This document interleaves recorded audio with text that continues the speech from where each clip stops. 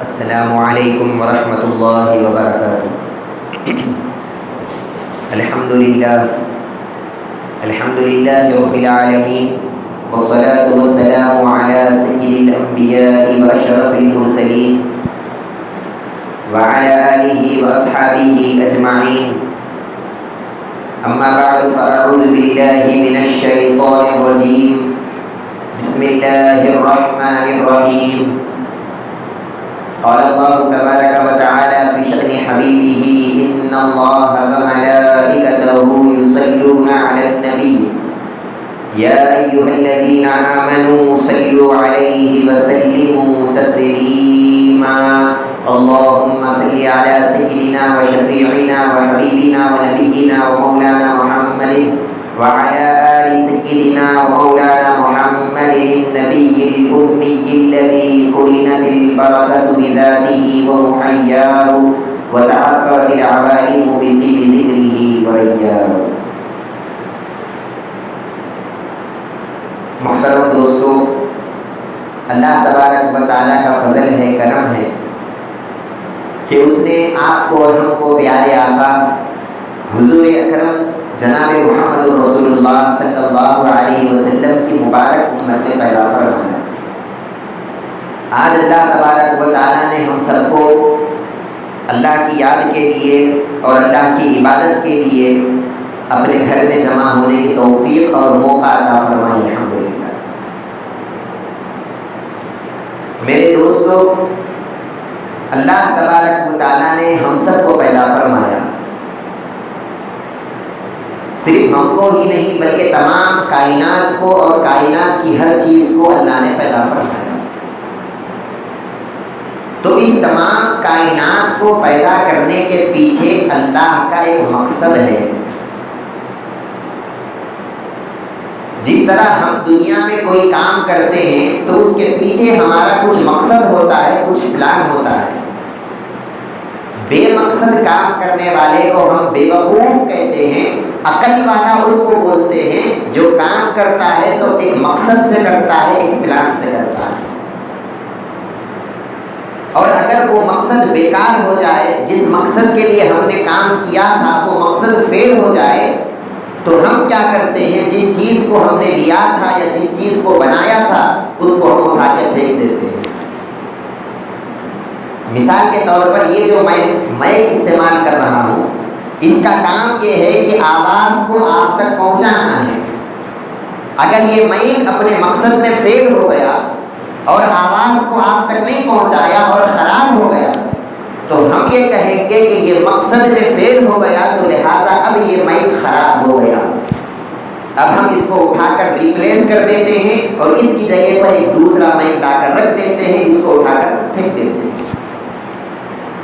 اسی طرح اللہ تبارک و تعالیٰ کا بھی ایک مقصد ہے جب اللہ نے ہم کو دنیا میں پیدا فرمایا۔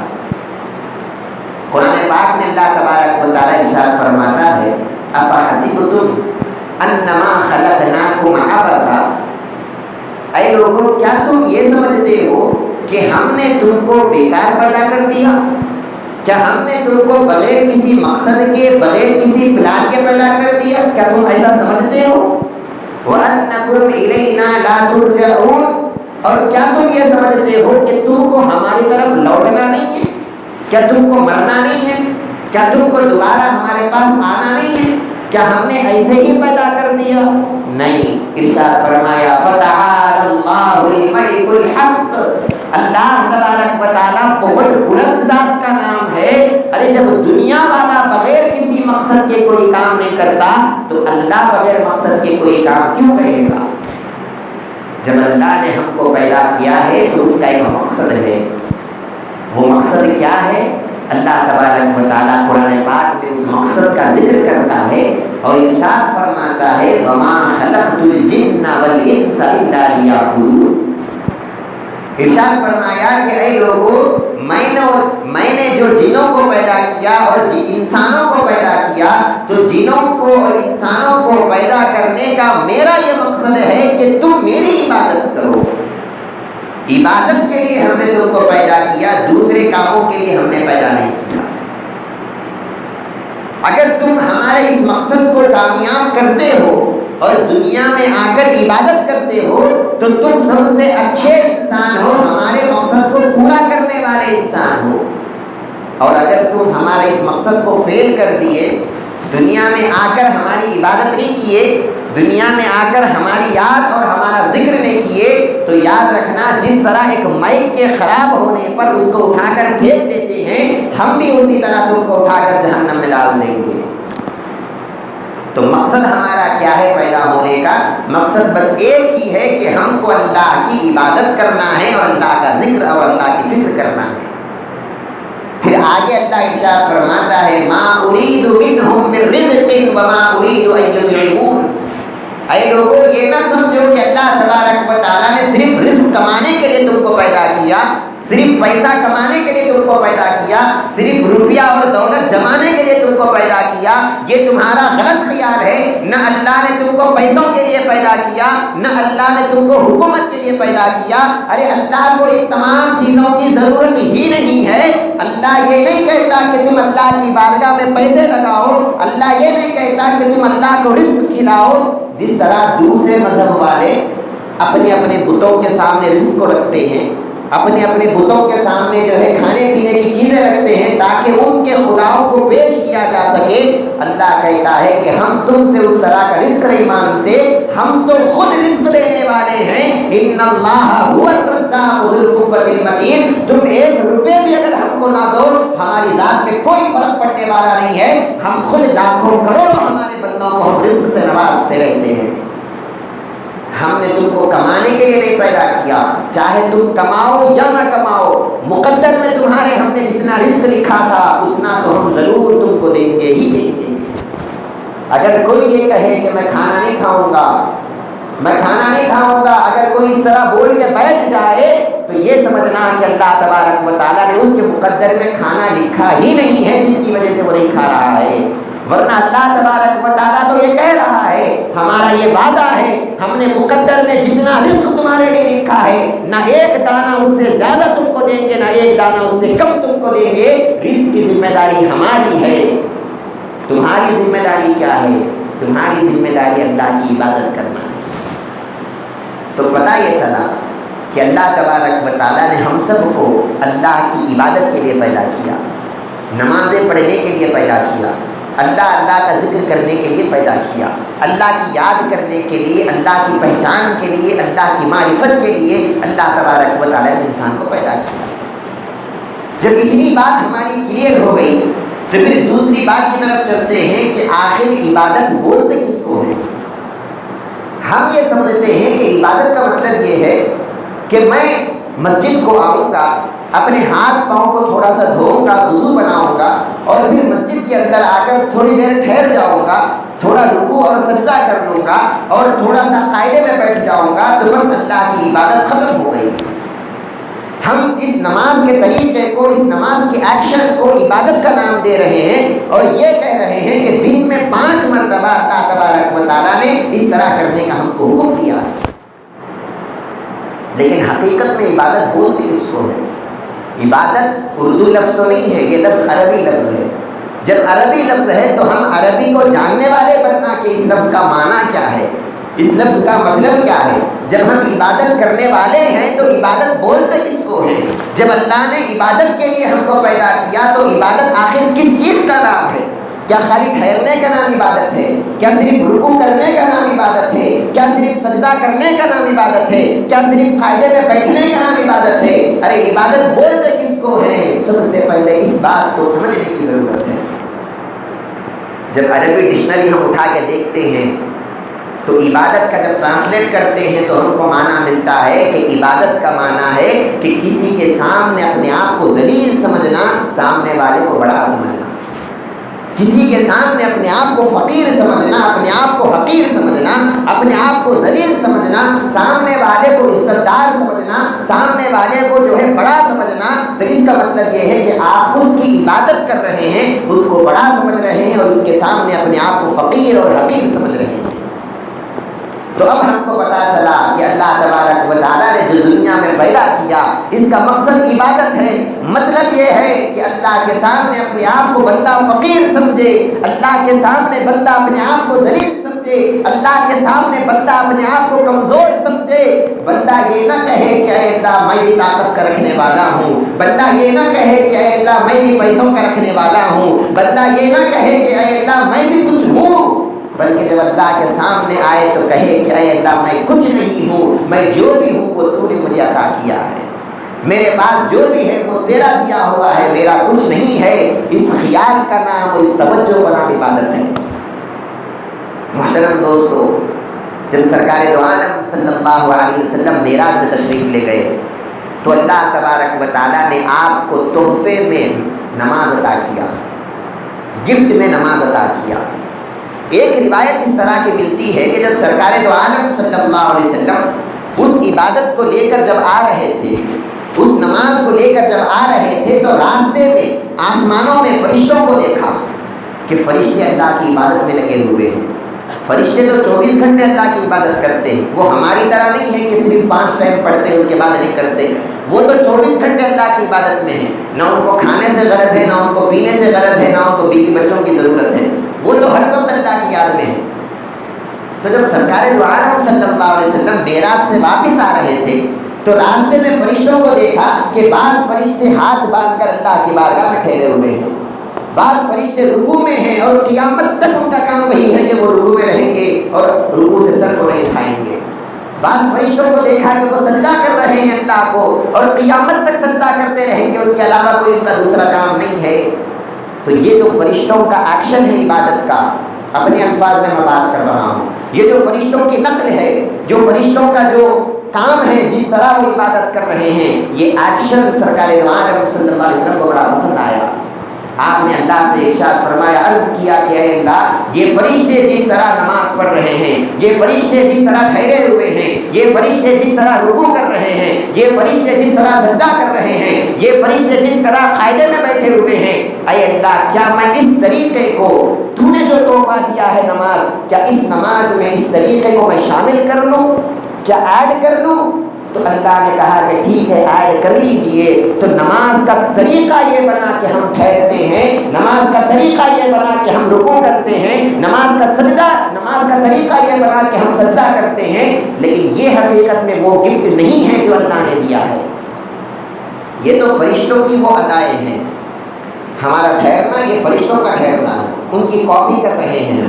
ہمارا رکوع کرنا یہ فرشتوں کی ادا ہے، ہمارا سجدہ کرنا یہ فرشتوں کی ادا ہے۔ پھر حقیقت میں عبادت ہے کیا چیز، حقیقت میں نماز ہے کیا چیز؟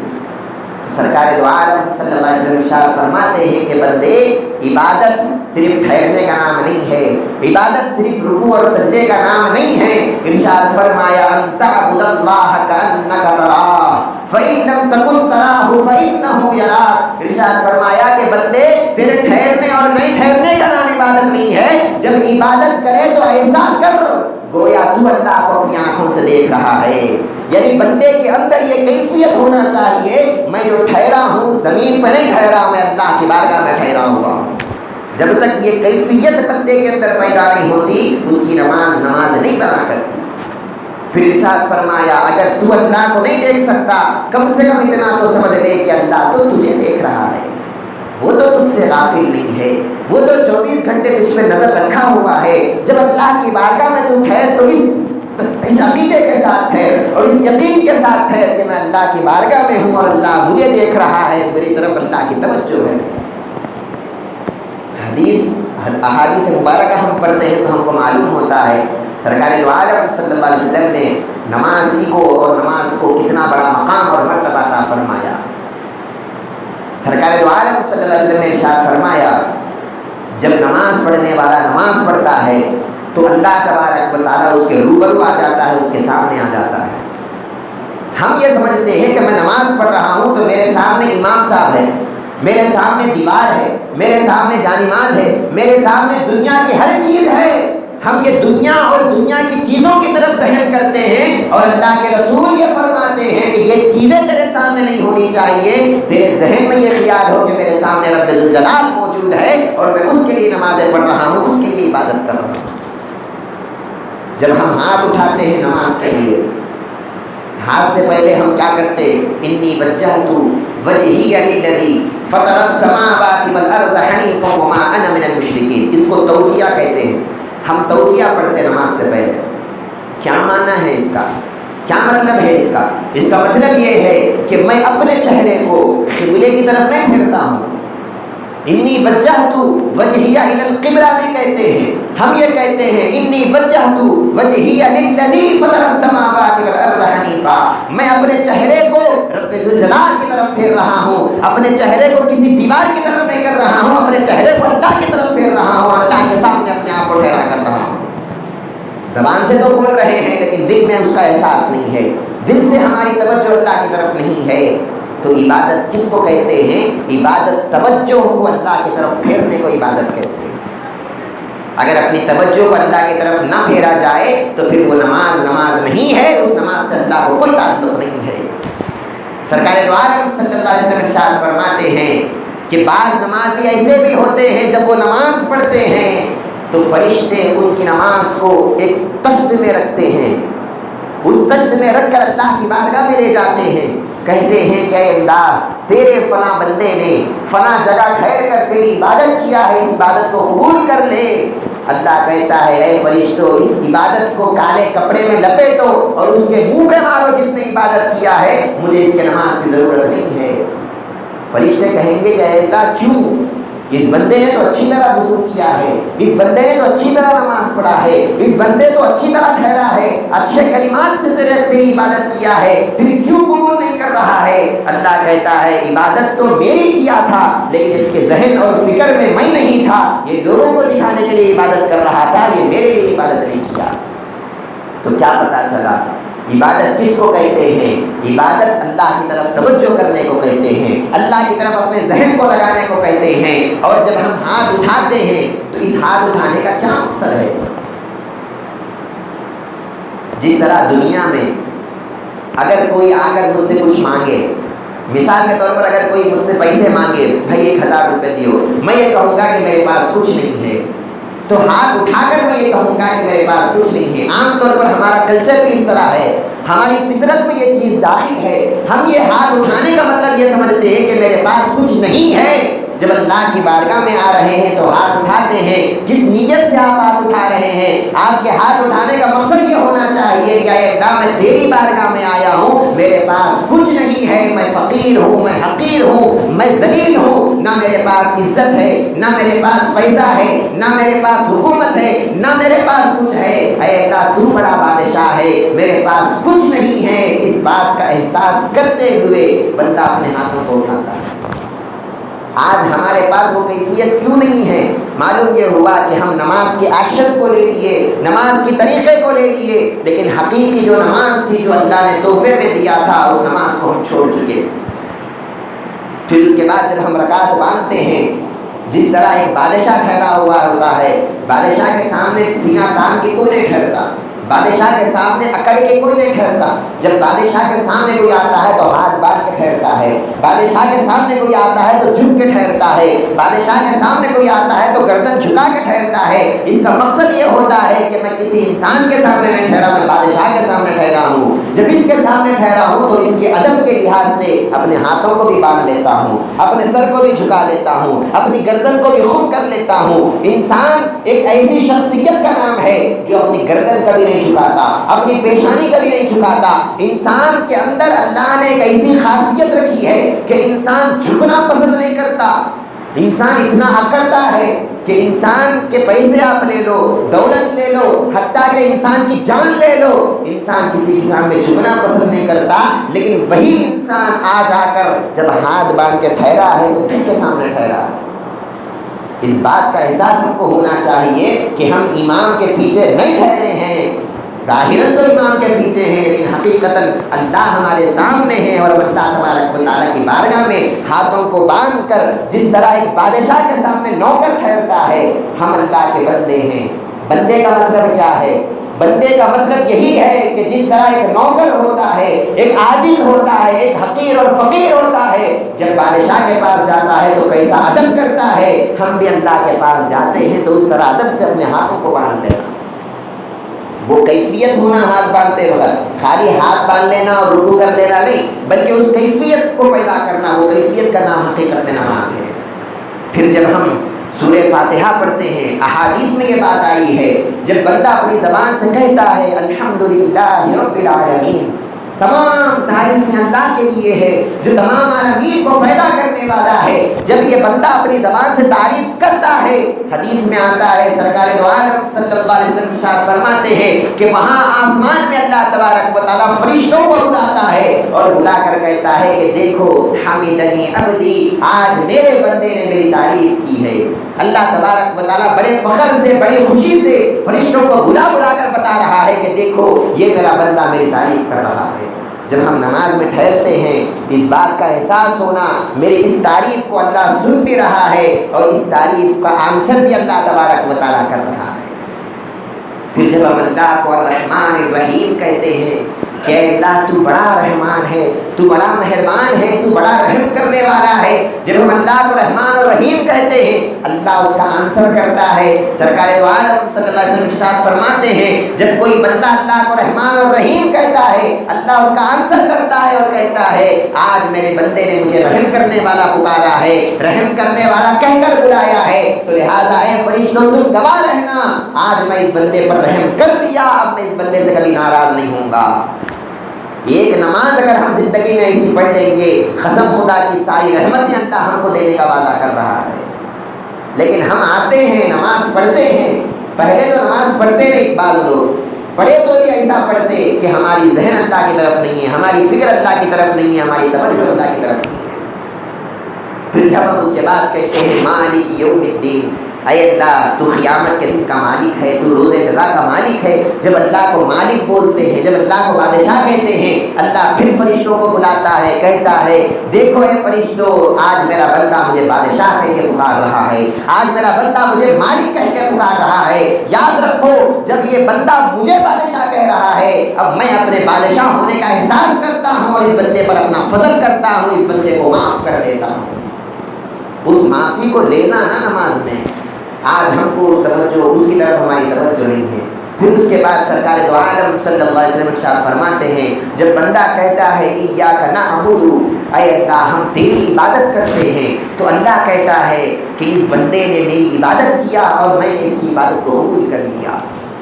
پھر اس کے بعد جب اللہ کہتا ہے ایاک نستعین، اے اللہ ہم تجھ سے مانگتے ہیں، اللہ اس کا آنسر کرتا ہے اور کہتا ہے اس بندے نے مجھ سے مانگنے کا اعلان کیا ہے، اب یہ بندہ جو بھی مانگے گا میں رب ذوالجلال اعلان کرتا ہوں اس کی مانگی ہوئی ہر چیز میں اس بندے کو عطا کر دوں گا، میں اس بندے کو کسی چیز سے محروم نہیں رکھوں گا۔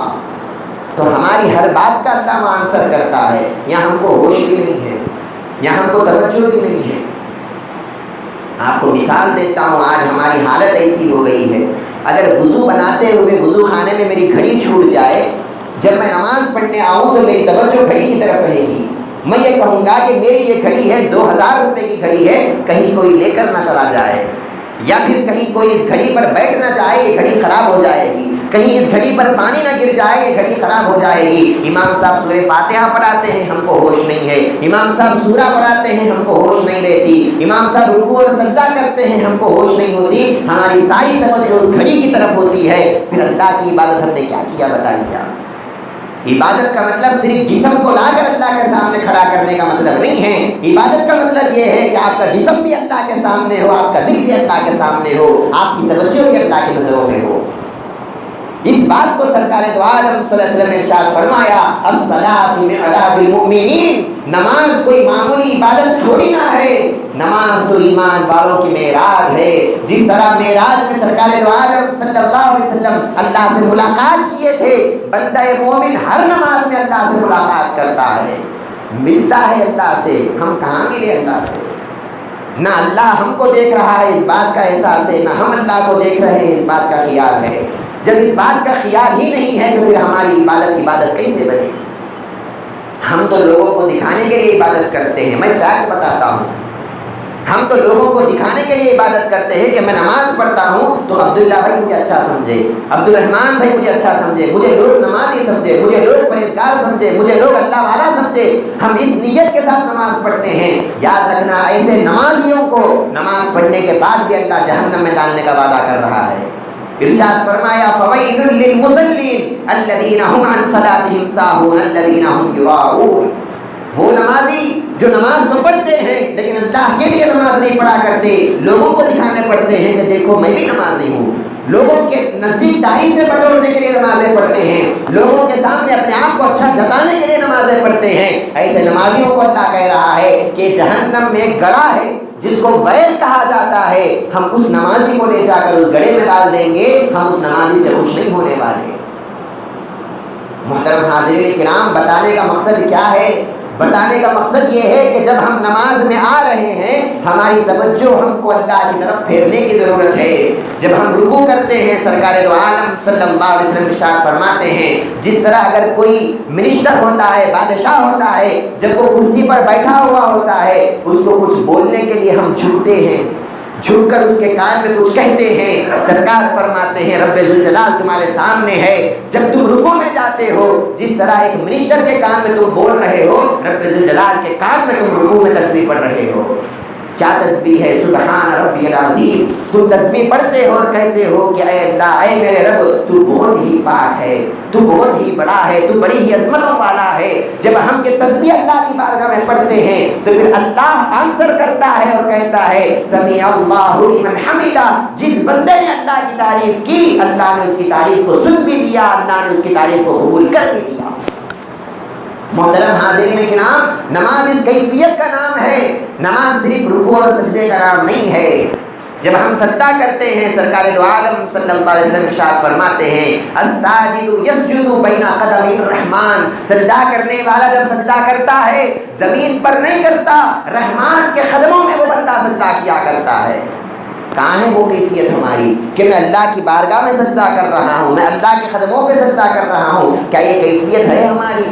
نہیں ہے قسم خدا کی۔ کیوں نہیں ہے؟ اس وجہ سے کہ ہم کبھی اس کی طرف دھیان نہیں دیے، ہم کبھی اس کی طرف توجہ نہیں کیے۔ ہم کو نماز بار نظر آتی ہے، ہم کو نماز اللہ سے ملاقات کا ذریعہ نظر نہیں آتی۔ اللہ تبارک و تعالیٰ قرآن میں کھلا ذکر کر رہا ہے وَإِنَّهَا لَكَبِيرَةٌ إِلَّا عَلَى الْخَاشِعِينَ، نماز ہر ایک پر بڑی بار نظر آتی ہے، ہر ایک کو بڑا مصیبت نظر آتا ہے نماز پڑھنا، لیکن جو اللہ سے ڈرنے والے ہیں ان لوگوں کو نماز پڑھنا بار نظر نہیں آتا، ان کو نماز پڑھنے میں مزہ آتا ہے۔ کون ہے وہ اللہ سے ڈرنے والے؟